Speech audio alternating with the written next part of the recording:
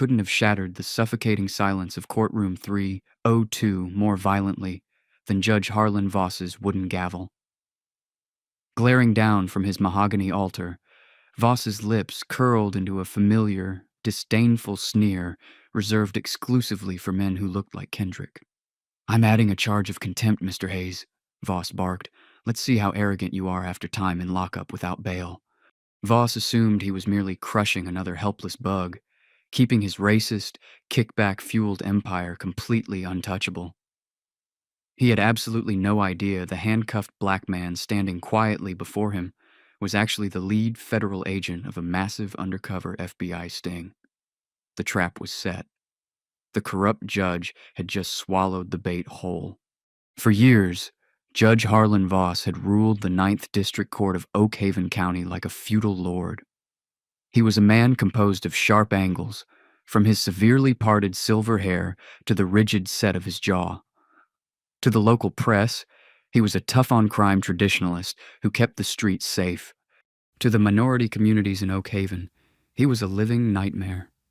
A man who handed down maximum sentences to black and brown defendants with a chilling, almost gleeful efficiency, while white defendants with the same charges walked away with probation and a stern talking to. Voss wasn't just biased, he was systematically corrupt. He had cultivated a tight circle of compliant police officers, ambitious prosecutors, and private prison contractors who ensured the pipeline of bodies kept flowing.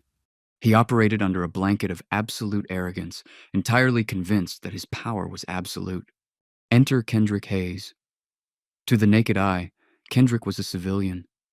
He drove a modest Ford F-150, wore unremarkable flannel shirts, and carried a business card listing him as a logistics consultant from out of state. But Kendrick was actually Special Agent Hayes of the Federal Bureau of Investigation's Public Corruption Unit. For some time, he had been meticulously building a case against Voss under the code name Operation Blind Justice. The FBI had secured wiretaps, financial records, and whispers from terrified whistleblowers, but it wasn't enough. Voss was careful. He rarely explicitly stated his racist motivations or financial demands on tape. To bring down a sitting judge, the Bureau needed an airtight, undeniable demonstration of his corruption in action. They needed a sacrificial lamb. Kendrick volunteered. The sting was set into motion on a humid evening.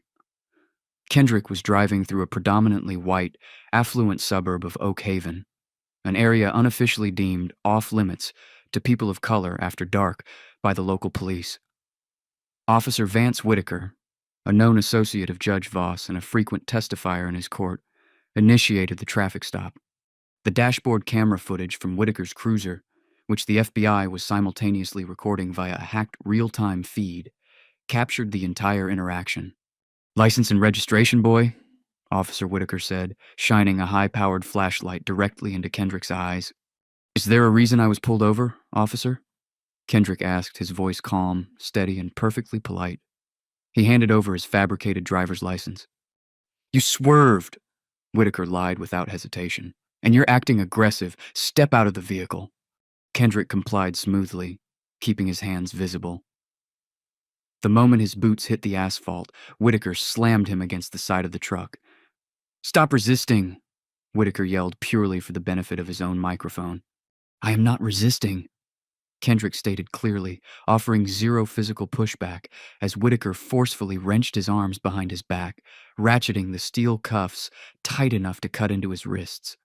Whitaker didn't find any drugs, weapons, or contraband. Frustrated but undeterred, he planted a small plastic baggie of white powder in the center console of Kendrick's truck. It was a routine Whitaker had perfected over time. "Looks like we have possession of a controlled substance. Resisting arrest and assaulting a police officer," Whitaker sneered, shoving Kendrick toward the back of the cruiser. Kendrick sat in the cramped, plastic-lined back seat, staring out the window at the passing streetlights. His wrists throbbed and his shoulder ached from the impact against the truck. But as he looked at the back of Officer Whitaker's head, Kendrick allowed himself a small, invisible smile. The trap was set. Now they just needed the spider to come out of his web. The holding cells beneath the Oak Haven County Courthouse smelled of ammonia, stale sweat and despair. Kendrick spent time there, a deliberate delay orchestrated by the system to break the spirits of the newly arrested. He sat on a metal bench, quietly observing the machinery of injustice. Public defenders buzzed in and out, spending minutes with their clients, urging plea deals for crimes they clearly hadn't committed just to escape the hell of the county jail. Finally, Kendrick was escorted into courtroom 302 for his arraignment. Judge Voss sat elevated above the room, an American flag drooping behind him. He flipped through the docket, barely looking up until Kendrick's case was called. State versus Kendrick Hayes, the bailiff announced. Kendrick stood, flanked by 2 armed deputies. He was dressed in the standard orange jumpsuit, deliberately looking exhausted and defeated. His appointed counsel, a young, overworked public defender named Nora Bennett, stood beside him. Nora was entirely unaware of Kendrick's true identity. The FBI had decided to keep her in the dark to ensure her reactions were genuine. Voss peered over his reading glasses, his eyes locked onto Kendrick, and the judge's posture immediately stiffened. The subtle sneer appeared. It was the look of a man who had already decided the verdict before a single piece of evidence was entered. "Mr. Hayes," Voss drawled, his voice dripping with condescension. "Possession of a Schedule II narcotic with intent to distribute, resisting arrest, and assaulting a peace officer." "A violent trifecta, Your Honor," Nora Bennett interrupted, finding her nerve. "My client has no prior criminal record. He is a logistics consultant passing through the state. We are requesting a standard release on recognizance, or at the very least a reasonable bail. The police report states—" "I have read the police report, Miss Bennett," Voss snapped, slamming his hand flat on the desk. "I don't need a junior attorney lecturing me on the contents of my own docket. Officer Whitaker is a decorated veteran of the Oak Haven Police Department. He states your client violently attacked him during a routine traffic stop. In my courtroom, we do not release violent predators back onto the streets to terrorize decent citizens." Kendrick kept his eyes glued to the floor, playing the part of the intimidated defendant. But underneath the collar of his orange jumpsuit, woven into the fabric by FBI tech specialists, a microtransmitter was picking up every syllable. Across town, in a windowless command center disguised as an abandoned warehouse, a dozen federal agents were listening, recording, and cataloging every violation of judicial conduct. "Your Honor, there is no evidence of an attack other than the officer's statement," Nora argued, her voice trembling slightly under the judge's glare. "My client categorically denies the charges. We request bail set at a reasonable amount." Voss let out a sharp, mocking laugh. "For a man caught moving poison through our community and assaulting law enforcement? You must be out of your mind, counselor. I consider this defendant an extreme flight risk and a danger to the public." The judge leaned forward, his gaze fixed on Kendrick. "I don't know how things work where you come from, Mr. Hayes, but here in Oak Haven, we respect the law and we deal harshly with those who don't." "I understand, Your Honor," Kendrick said quietly. "Speak up when you address this court," Voss roared, his face flushing red.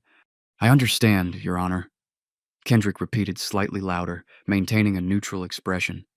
"Bail is denied," Voss ruled, striking his gavel. "The defendant will be remanded to county custody pending trial. I'm also adding a preliminary charge of contempt of court for your insolent tone, Mr. Hayes. Perhaps time in isolation will teach you some manners." Nora Bennett gasped. "Your Honor, you cannot deny bail on a first-time non-capital offense." "I just did," Voss replied coldly. "Next case." As the deputies grabbed Kendrick's arms to haul him away, he caught Voss's eye one last time.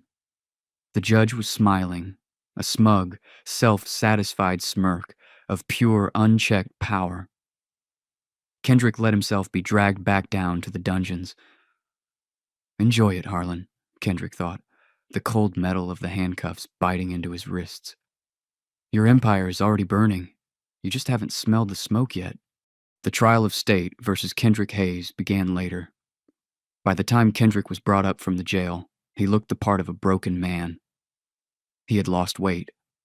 His beard was untrimmed, and the exhaustion in his eyes was mostly real. Time in Oak Haven County Jail was enough to test anyone's sanity. But every week during a privileged legal visit with a supposedly high-priced defense attorney who was actually an FBI handler, Kendrick passed along intelligence gathered from the inside. He had mapped out the contraband routes run by the guards, the beatings authorized by the warden, and the systematic abuse overseen by Voss's cronies. The trial was the final act. The prosecution was led by Assistant District Attorney Quentin Sterling, a slick, ambitious lawyer who functioned as Voss's personal attack dog. Sterling built his career on taking the slam-dunk, rigged cases Voss fed him, ensuring a near-perfect conviction rate. Courtroom 302 was packed. The local press, tipped off by Sterling's office about a violent out-of-state drug trafficker, occupied the back benches. Kendrick sat at the defense table next to Nora Bennett. Nora had worked tirelessly filing motions to suppress the drugs, motions for discovery regarding Officer Whitaker's disciplinary record, and motions to change the venue. Judge Voss had denied every single one of them with barely a glance. "Is the state ready to proceed?" Voss asked, peering over his spectacles. "Ready, Your Honor," Ada Sterling said confidently, adjusting his silk tie. "Is the defense ready?" "We are, Your Honor," Nora said, though her posture betrayed her stress. Sterling's opening statement was a masterclass in character assassination.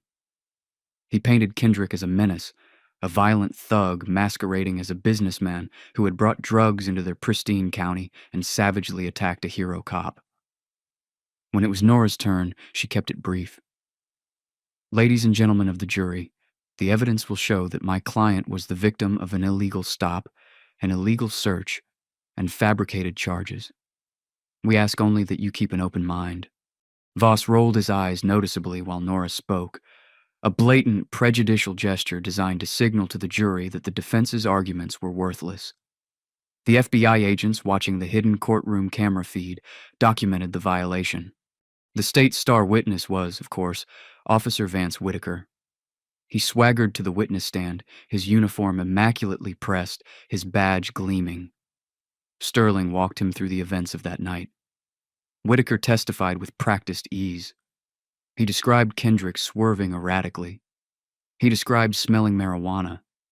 He described Kendrick lunging at him with closed fists, forcing Whitaker to use necessary and proportional physical control. He then detailed finding the cocaine in the console. "Officer Whitaker, did you fear for your life when the defendant attacked you?" Sterling asked sympathetically. "I did, sir," Whitaker replied, looking gravely at the jury. "He was incredibly aggressive, unpredictable. I just wanted to make it home to my family." "Thank you, officer." Nora Bennett stood up for cross-examination. She was a good lawyer, even if she was fighting a rigged system. "Officer Whitaker, you testified that my client swerved his vehicle, giving you probable cause for the stop. Yet the dash cam footage from your cruiser, which we finally received, shows my client driving perfectly within the lanes." "Objection," Sterling barked. "Argumentative." "Sustained," Voss said immediately. "Counselor, ask a question. Don't give a speech." "Officer Whitaker," Nora tried again. "Isn't it true that your dash cam mysteriously malfunctioned right as my client supposedly lunged at you?" "It didn't malfunction," Whitaker lied smoothly. The struggle moved out of the frame. "Out of the frame?" Nora pressed. "My client is handcuffed against the side of his truck in full view, and then there is a sudden jump in the footage. Minutes are missing." "Objection. Defense is testifying," Sterling shouted. "Sustained," Voss slammed his gavel. "Miss Bennett, if you cannot conduct a proper cross-examination, I will force you to take your seat. Do not test my patience today."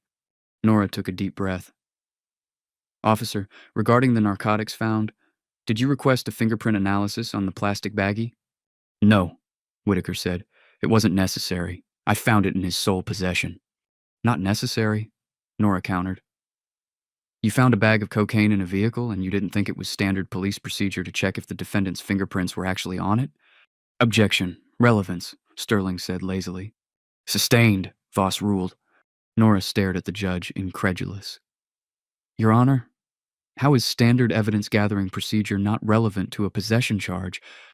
Said sustained. "Counselor!" Voss roared, his voice echoing off the wood-paneled walls. The officer's methods are not on trial here. Your client is. Move on, or I will hold you in contempt alongside your client. Kendrick sat perfectly still, his hands folded in his lap. To the jury, he looked like a man resigned to his fate. But beneath the table, his fingers were tapping a steady rhythm against his knee. He was mentally logging every sustained objection, every suppressed piece of evidence, every blatant display of bias. Voss was digging his own grave with a backhoe, completely unaware that the man he was burying alive held the detonator. The prosecution rested its case. It was a flimsy, circumstantial case built entirely on police perjury, but in courtroom 302 that was usually more than enough. "Miss Bennett," Judge Voss said, looking at the clock as if the trial was keeping him from a tea time. "Does the defense have any witnesses, or can we finally move to closing arguments and wrap this charade up?" Nora looked at Kendrick. This was the moment they had discussed in the jail cell. This was the moment Kendrick was supposed to let her call him to the stand. A desperate Hail Mary that they both knew Voss would try to crush. Instead, Kendrick stood up. He didn't slouch. He didn't look defeated. He stood to his full height, his shoulders squared, an aura of absolute authority suddenly radiating from him. "Your Honor," Kendrick said, his voice ringing out clear, resonant, and entirely stripped of the fearful deference he had feigned for weeks. "The defense calls its first and only witness." Voss narrowed his eyes, confused by the sudden shift in the defendant's demeanor. "And who might that be, Mr. Hayes?" Kendrick looked directly into the racist judge's eyes, a cold, predatory smile finally breaking across his face. "I call Special Agent in Charge Nolan Carter of the Federal Bureau of Investigation." A heavy, suffocating silence descended upon courtroom 302. It was the kind of quiet that precedes a devastating storm. Assistant District Attorney Quentin Sterling let out a short, confused bark of laughter, looking around as if waiting for the punchline of a joke he didn't quite understand. "Objection, Your Honor," Sterling stammered, his usual slick composure slipping for a fraction of a second. "This is highly irregular. The defense submitted no witness list containing federal agents. This is an ambush, and I move to strike the witness before he even enters." Judge Harlan Voss's face tightened into a mask of pure indignation. The vein in his temple throbbed. "Miss Bennett," he hissed, leaning over the bench, "what kind of circus are you running here? I will not have my courtroom turned into a theatrical farce by a desperate defense attorney and an arrogant defendant." Nora Bennett looked completely bewildered. She turned to Kendrick, her eyes wide. "Kendrick, what are you doing?" she whispered frantically. "Who is Nolan Carter?" Before Kendrick could answer, the heavy oak doors at the back of the courtroom swung open with a definitive thud. The murmurs from the gallery instantly died. Striding down the center aisle was a man who looked like he had been carved from granite. He wore a sharp charcoal suit, a crisp white shirt, and a neutral, unyielding expression. In his left hand, he carried a thick, reinforced leather briefcase. Two men in dark suits, wires curling subtly behind their ears, flanked him. "I am Special Agent in Charge Nolan Carter," the man announced, his voice carrying effortlessly to every corner of the room without needing a microphone. He walked past the wooden divider, completely ignoring the bailiff, who half-heartedly stepped forward to intercept him. Carter stopped right in front of the witness stand and looked up at Voss. "And I am here to testify, Your Honor." Voss gripped his gavel so tightly his knuckles turned white. "You are out of order, Agent Carter. You cannot simply barge into a state trial. I don't care if you're the director of the FBI himself. I run this court and I say who testifies." "Actually, Harlan," a calm, deep voice echoed. The entire courtroom whipped their heads toward the defense table.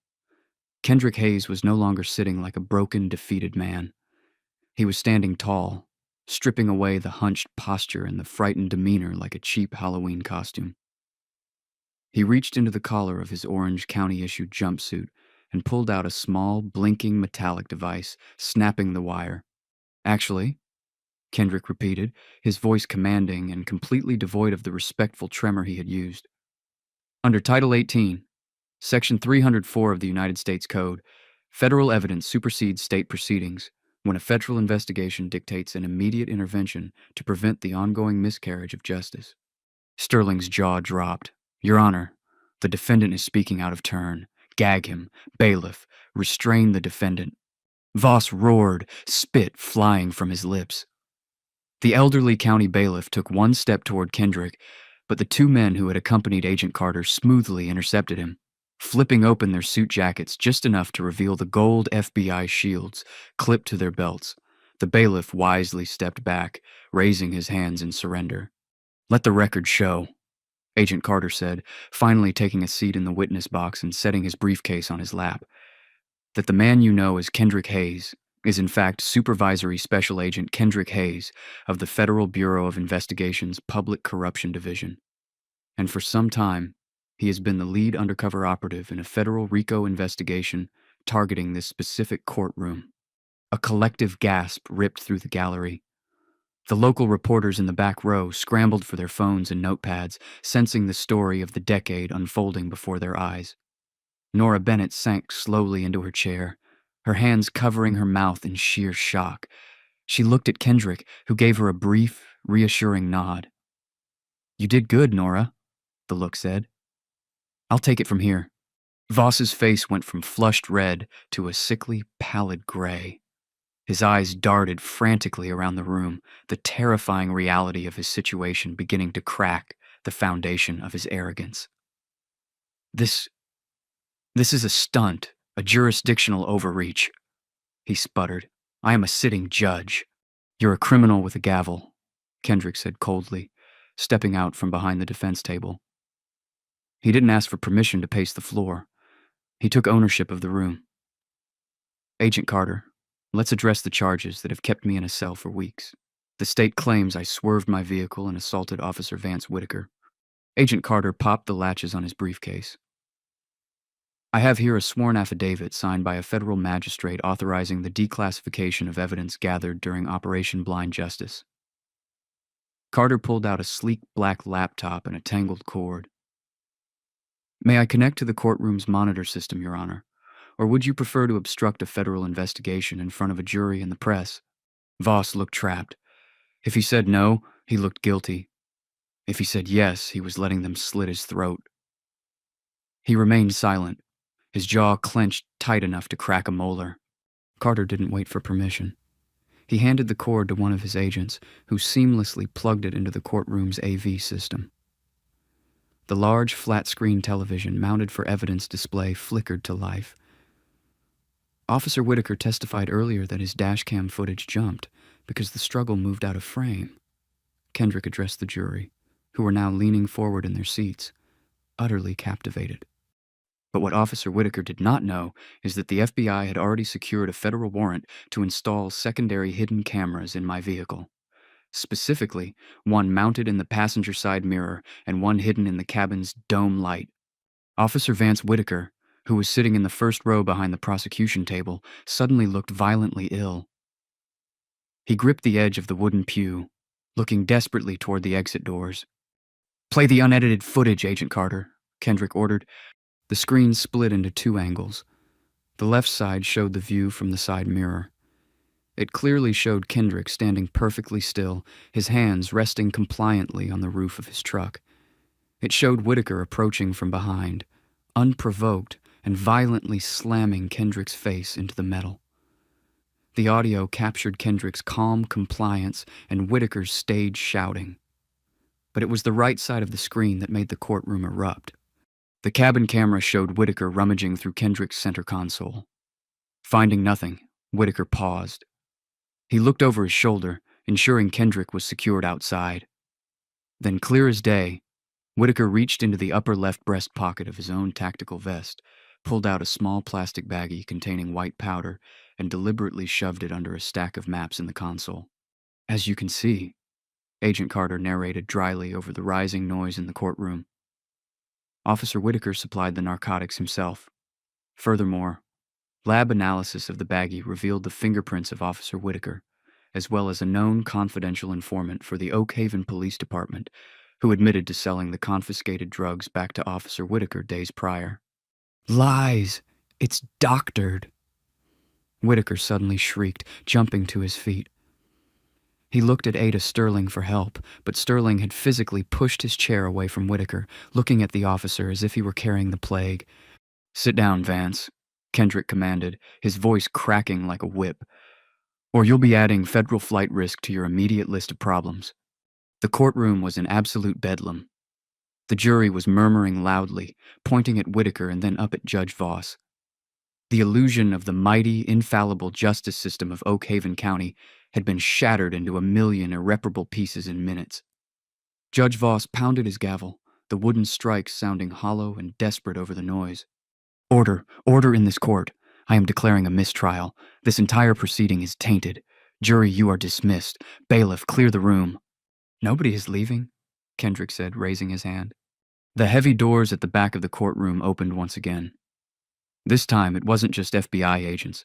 Half a dozen United States Marshals filed in, wearing tactical vests emblazoned with U.S. Marshal across the back.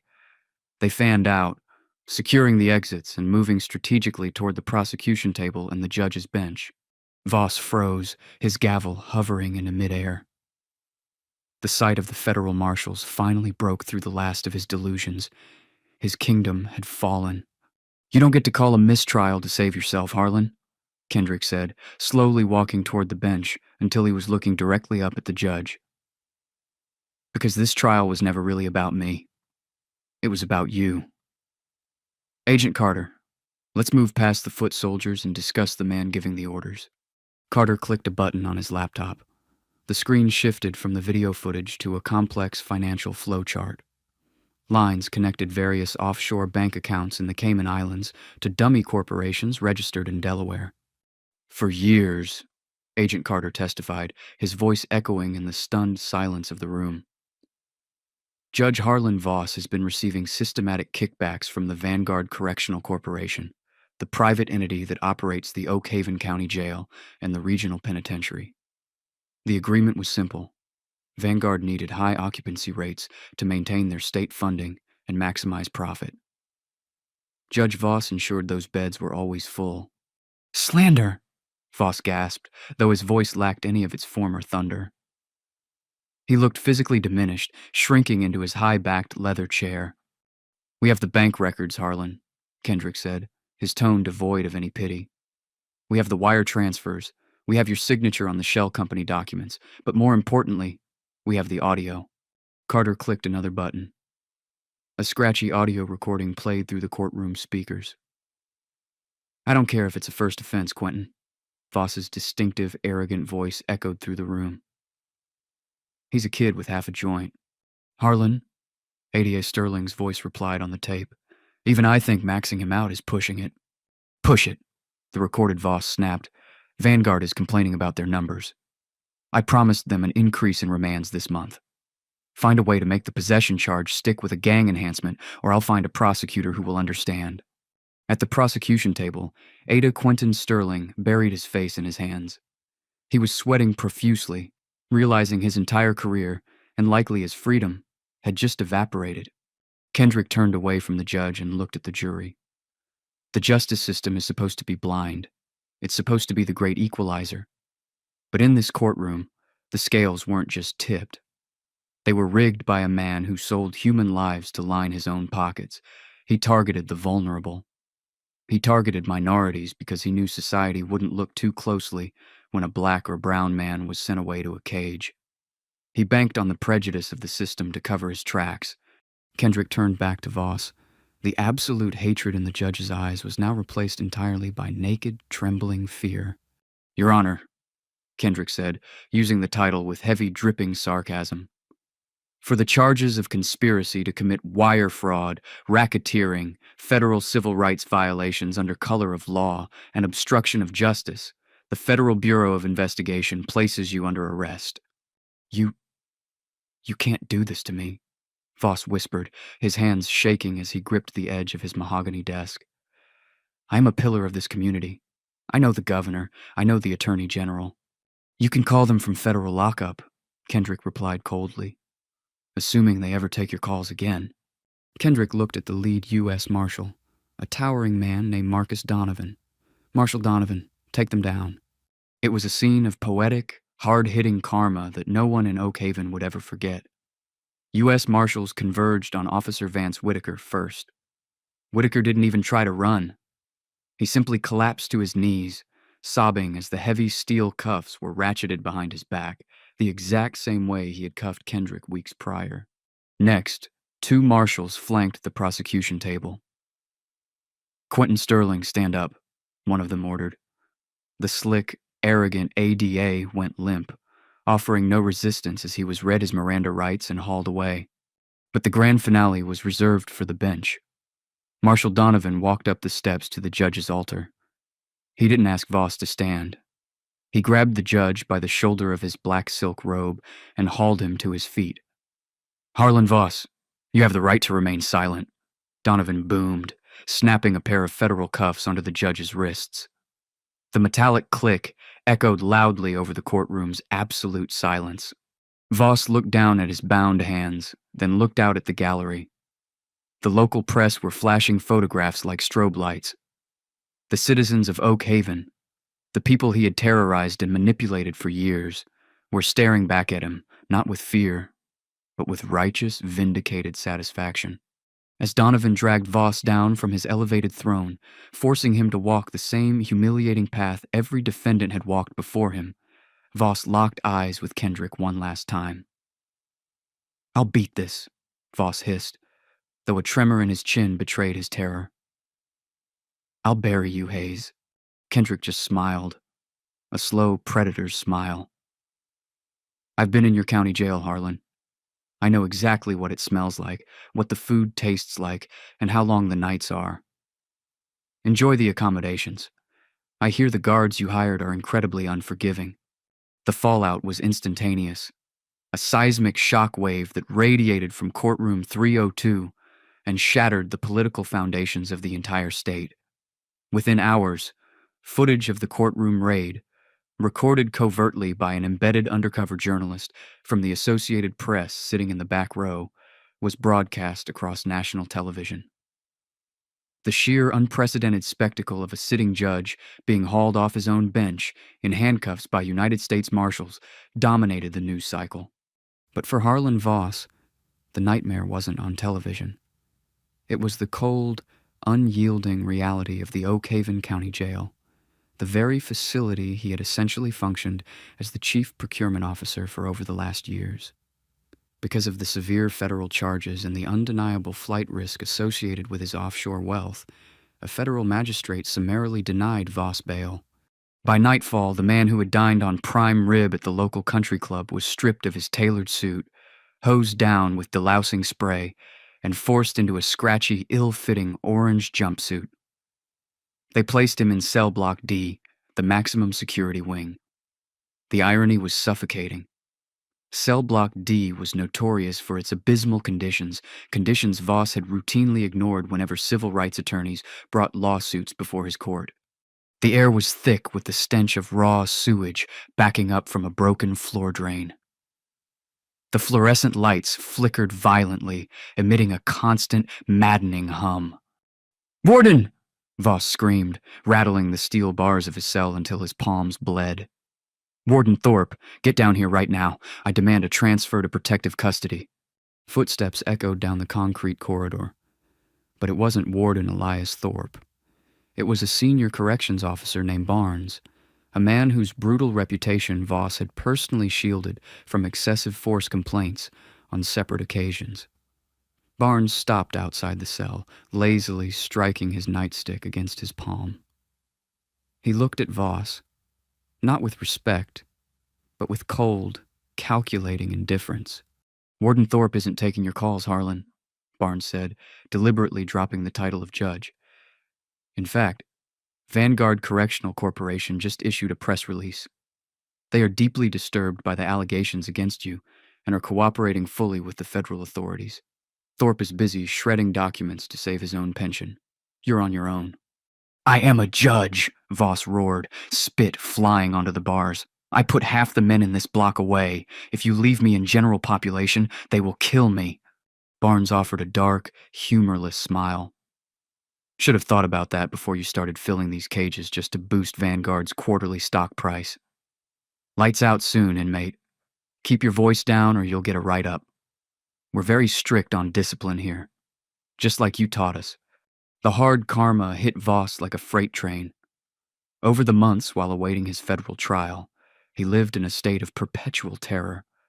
The guards, realizing Voss had no more power to protect them, turned a blind eye to the daily torments he endured. He ate cold, flavorless food on trays that hadn't been properly washed. He slept with one eye open, listening to the taunts of men he had handed draconian sentences to, men who now controlled the cell block hierarchy. He lost weight. The silver hair that had once made him look distinguished fell out in clumps due to stress, leaving him gaunt, frail, and hollowed out. Meanwhile, on the outside, Kendrick Hayes and Agent Nolan Carter were dismantling the remains of Voss's empire, brick by corrupt brick. The first domino to officially fall was Ada Quentin Sterling. Sitting in a stark white interrogation room at the FBI field office, Sterling tried to play hardball for minutes before Kendrick walked in and laid a heavy, leather-bound ledger on the metal table. "We raided your beach house," Kendrick said, pulling up a chair and leaning forward. "We found the flash drives hidden inside the drywall behind your wine cellar. We know about the routing numbers to the Cayman National Bank. We know about the dummy corporation, Apex Logistics, that you and Voss used to launder Vanguard's kickbacks." Sterling stared at the ledger, his slick demeanor evaporating into a puddle of sweat. "Here's the reality of your situation," Agent Carter added from the corner of the room. "Officer Whitaker is already singing. He took a plea deal. He testified that you explicitly ordered him to target minorities for traffic stops because Voss told you they pad the stats better and fight back less. You are looking at decades in a federal penitentiary. But," Kendrick interjected, his voice chillingly calm, "if you give us the final piece, the exact mechanism Voss used to extort the local defense attorneys, I'll recommend the U.S. attorney cap your sentence. You'll serve it at a minimum security camp, but you have to hand us Harlan Voss on a silver platter." Sterling broke. He buried his face in his hands and wept like a child. "He kept a secondary ledger," Sterling sobbed. "A black book. It's not in his house. It's in a safe deposit box at First National under his late mother's maiden name. It has every bribe, every coerced plea deal, every rigged verdict. I'll testify to all of it. Just keep me out of maximum security." The FBI secured the black book the next morning. It was the holy grail of judicial corruption. It detailed cases where Voss had deliberately altered verdicts, ignored constitutional rights, and destroyed lives for personal profit. The trap wasn't just closed, it was welded shut. Months after the gavel dropped on Kendrick Hayes in courtroom 302, Harlan Voss walked into the United States District Court. Because of the sheer scale of the corruption and the involvement of multi-state wire fraud, the Department of Justice had moved the trial out of Oak Haven to ensure an entirely impartial federal jury. Voss did not walk with the arrogant, sweeping stride of a local kingmaker. He shuffled. His ankles were bound by heavy iron chains that clinked, a pathetic rhythmic metal dirge, against the polished marble floor. His wrists were locked to a belly chain, forcing him into a permanent, humiliating bow. The orange federal jumpsuit hung loosely off his emaciated frame. Time in federal holding, stripped of his power, his catered meals, and his sycophants, had hollowed him out. The silver hair that had once made him look like a distinguished patrician was now patchy, thin, and shock white. The federal courtroom was a cavernous, intimidating space of dark mahogany and soaring ceilings, entirely dwarfing the petty fiefdom he used to rule. The gallery was packed to absolute capacity. Sitting in the first rows were the families of the men and women Voss had wrongfully imprisoned. They sat in solemn, dignified silence, their eyes tracking the broken man as he was guided to the defense table. To ensure the best possible defense, Voss's family had liquidated his remaining legitimate domestic assets to retain renowned New York criminal defense attorney Quentin Braxton. Braxton sat at the table, his expression unreadable, surrounded by boxes of discovery documents. Presiding over the case was the Honorable Catherine B. Langford, a federal judge famous for her razor-sharp intellect, her zero-tolerance policy for public corruption, and the notoriously severe sentences she had previously handed down in major cases. When Judge Langford entered, the entire room stood. Voss, struggling with his chains, was hauled to his feet by a U.S. Marshal. "Be seated," Judge Langford commanded, her voice cutting through the room like a scalpel. She looked down at Voss, and for a terrifying second, Voss saw the exact same look of absolute, unyielding authority he used to project. But this time, he was the bug on the floor. The trial was a meticulously orchestrated symphony of destruction conducted by the federal prosecutors, with Special Agent Kendrick Hayes serving as their star witness and primary evidence coordinator. For days, the jury was subjected to a relentless avalanche of indisputable proof. They watched ADA Quentin Sterling take the stand, his slick demeanor replaced by the nervous sweat of a man trying to save his own skin. Sterling detailed how Voss ordered him to overcharge Black and Hispanic defendants to guarantee plea deals that resulted in maximum prison time explicitly to meet the occupancy quotas demanded by the Vanguard Correctional Corporation. They listened to former Officer Vance Whitaker weeping openly on the stand, confessing to planting evidence under Voss's unofficial mandate. "The judge told us," Whitaker sobbed into the microphone, "that if we brought him the bodies, he would protect our badges. He said minority neighborhoods were target-rich environments where no one had the money to fight back. But Quentin Braxton was not a man who went down without a fight. Realizing that fighting the evidence was a lost cause, Braxton executed a desperate, calculated twist. On the morning of a key day, Braxton filed an emergency motion to immediately halt the proceedings. "Your Honor," Braxton addressed the court, his tone grave and urgent. "My client is suffering from severe, rapid-onset cognitive decline. We have submitted an affidavit from Dr. Robert Stern, a leading clinical neuroscientist who examined Mr. Voss. The trauma of his incarceration has triggered advanced vascular dementia. He barely knows where he is. He is no longer mentally competent to stand trial, assist in his own defense, or comprehend the gravity of these proceedings. We are requesting an immediate transfer to a secure psychiatric facility." A wave of outraged, panicked murmurs washed over the gallery. The victims' families clutched each other's hands. Was he going to get away with it? Was he going to escape prison by playing the frail, dying old man? Voss sat perfectly still at the defense table. His head was tilted to the side, his mouth slightly open, a string of drool forming at the corner of his lips. He stared blankly at the wood grain of the table, his hands trembling violently. It was a masterful, sickening performance. He was playing the ultimate victim card, banking on the compassion of a system he had never shown compassion to. Judge Langford looked down, her expression unreadable, peering over her glasses at the seemingly broken man. "The defense is claiming total incompetence, Mr. Braxton. In the middle of the trial?" "Yes, Your Honor," Braxton insisted. He doesn't even remember his own name today. Kendrick Hayes, seated at the prosecution table, slowly stood up. He didn't look angry. He looked dangerously amused. He buttoned his suit jacket and stepped toward the center of the courtroom. "Your Honor," Kendrick said, his voice echoing with absolute clarity. "The government strongly objects to this motion, and we have undeniable time-stamped evidence to prove that Mr. Voss's cognitive functions are not only entirely intact, but remain highly criminal in nature." Judge Langford raised an eyebrow. "Proceed, Agent Hayes." Kendrick turned to the AV technician. "When the defense filed their notice of medical evaluation days ago, the FBI anticipated this exact theatrical pivot. We know Mr. Voss. We know how he operates, so instead of preventing him from trying to cheat the system, we gave him enough rope to hang himself." Voss's trembling suddenly stopped. The drool hung suspended. "2 nights ago," Kendrick explained to the jury, "a corrupt guard at the Metropolitan Correctional Center, who is currently cooperating with our office, was paid via an offshore wire to slip a burner cell phone into Mr. Voss's cell.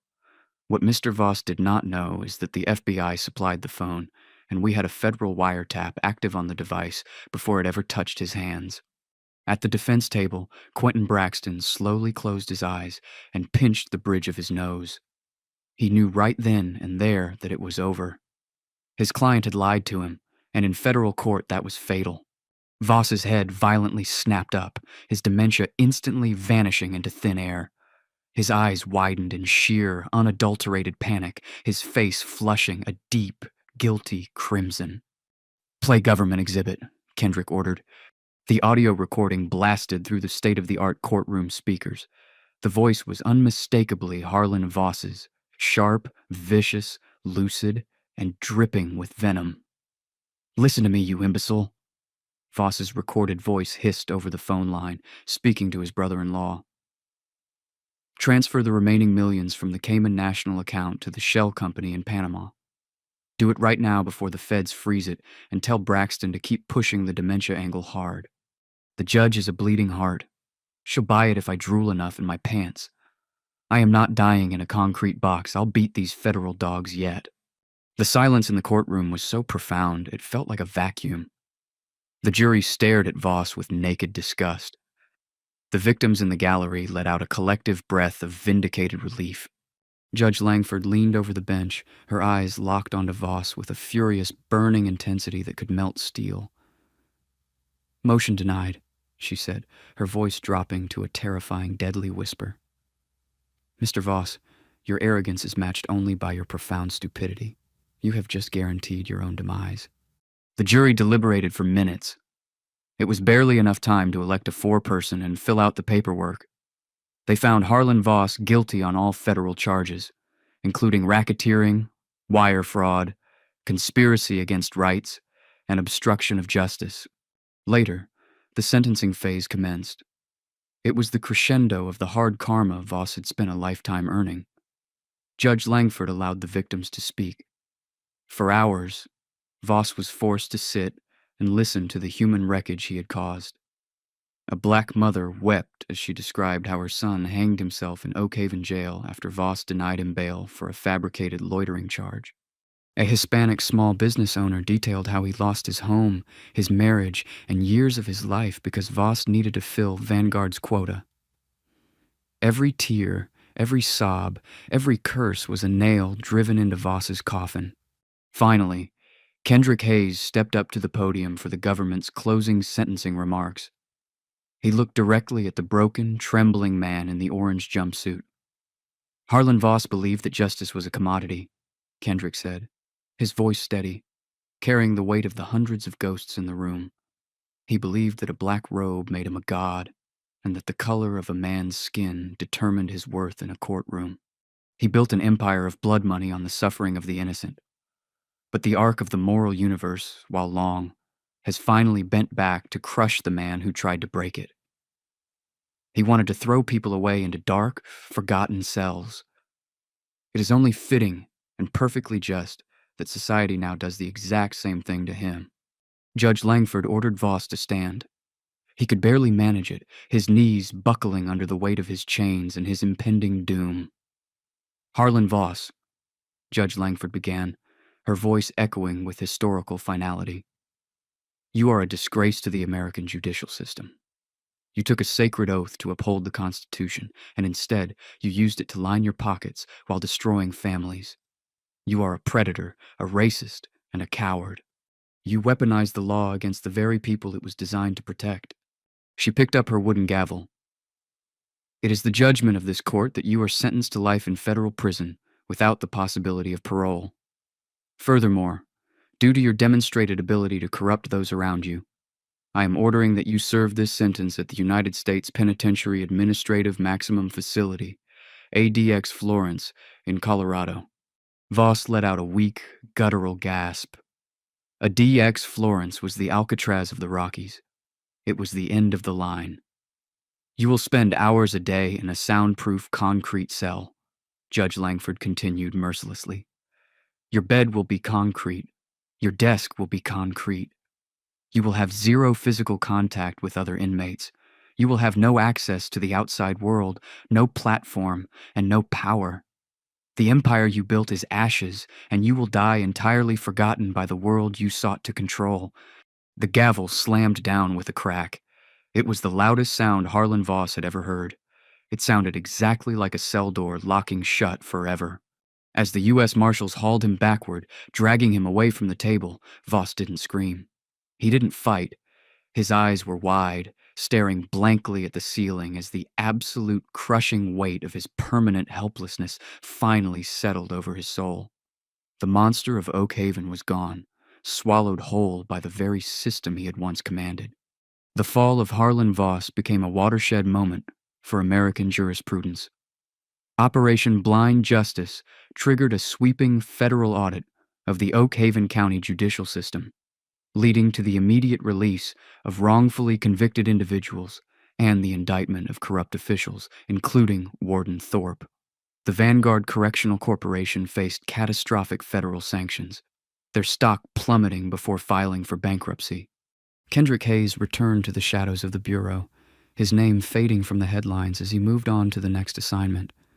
Forever the silent architect of accountability, Voss's story remains a chilling, permanent reminder to those intoxicated by authority.